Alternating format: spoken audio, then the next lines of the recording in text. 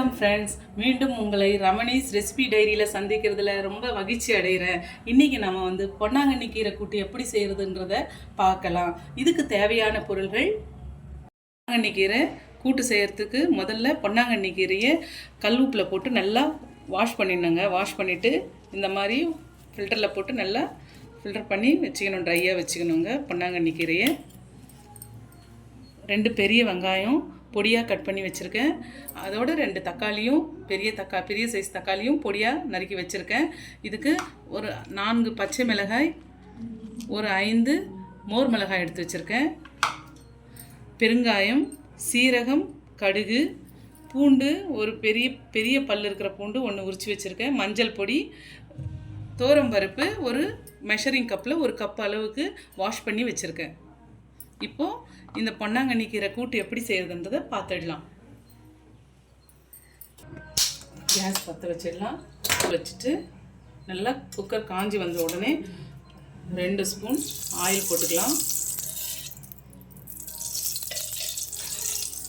கடுகு, சீரகம் சேர்த்துடலாம். இதோட கிரீன் சில்லிஸும் மோர் மிளகாயும் சேர்த்துட்டு லைட்டாக வறுத்து எடுத்துக்கலாம்.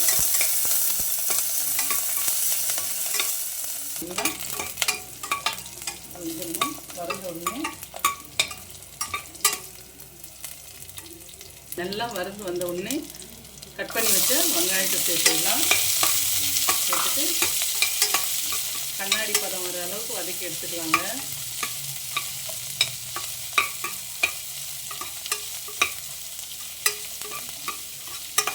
இந்த அளவு வந்த உடனே எடுத்து வச்ச பூண்டு சேர்த்துக்கலாங்க.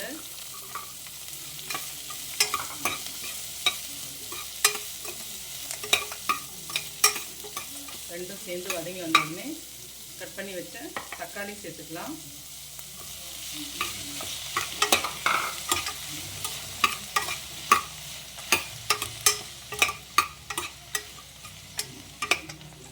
சேர்த்துட்டு பெருங்காயப்பொடி பாருங்க.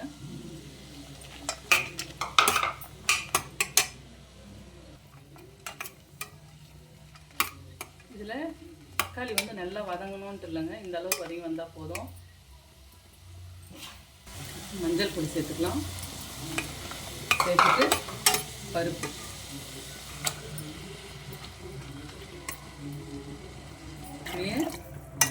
ஒரு கப் அளவுக்கு தண்ணியை போட்டுட்டு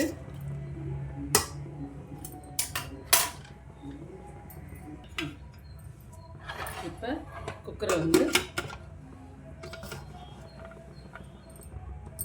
க்ளோஸ் பண்ணிவிட்டு 2 விசில் வந்தால் போதுங்க. 2 விசில் வந்த பிறகு கீரையை சேர்த்துக்கலாம். விசில் வந்தாச்சு, ஸ்டீம்லாம் போயிடுச்சு.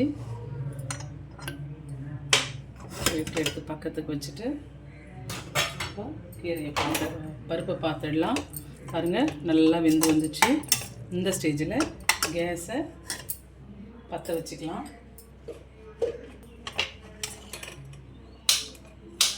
கேஸ் பற்ற வச்சுட்டு நம்ம அலசி கொஞ்சம் ட்ரையாக வச்சுருக்க கீரையை இதில் சேர்த்துக்கலாம்.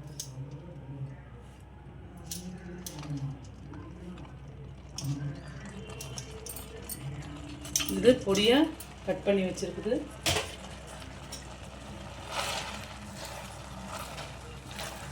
நான் மோஸ்ட்லி கீரையை கட் பண்ண மாட்டேங்க, கையால் கிள்ளி வச்சுப்பேன்.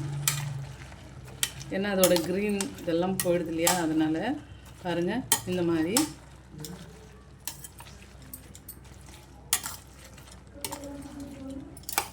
ஒரு 5 நிமிஷம் நல்லா கலந்து கொடுத்துட்டு 1 கப் தண்ணி சேர்த்துக்கலாம்.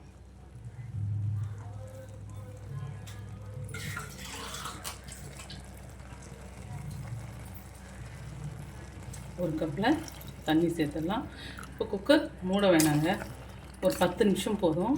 இந்த கீரை நல்லா குக் ஆகிடும். பாருங்கள், மூடி வைக்க வேண்டாங்க. சுட சுட பொன்னாங்கண்ணி கீரை கூட்டு ரெடி ஆகிடுச்சு. இது சப்பாத்தி, தோசை, ரைஸ்க்கு ரொம்ப நல்லா இருக்கும். ஆனால் பெஸ்ட்டுன்னு சொன்னால் சப்பாத்திக்கு சூப்பராக இருக்குங்க இந்த காம்பினேஷன். இந்த குழம்பை வீட்டில் செய்து பாருங்கள். இந்த கூட்டு ரொம்ப அருமையாக வரும். இந்த குழம்பு ரொம்ப பிடிச்சிருந்தா இந்த சேனலை லைக் பண்ணுங்கள், சப்ஸ்கிரைப் பண்ணுங்கள், மறக்காமல் பெல் ஐக்கானை கிளிக் பண்ணுங்கள்.